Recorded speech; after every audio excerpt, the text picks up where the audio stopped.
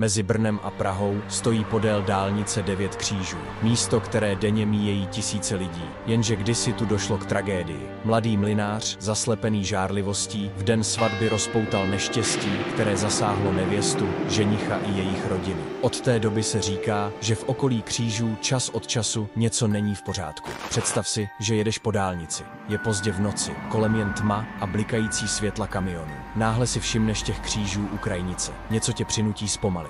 A pak to uvidíš. Postava v bílém, jen tam stojí, ale jakmile projedeš, je pryč. Zmateně se podíváš do zpětného zrcátka. A ona sedí vzadu na tvém sedadle. Stuhneš, cítíš, jak ti přejede mráz po zádech. Pomalu otočíš hlavu, ale nikdo tam není.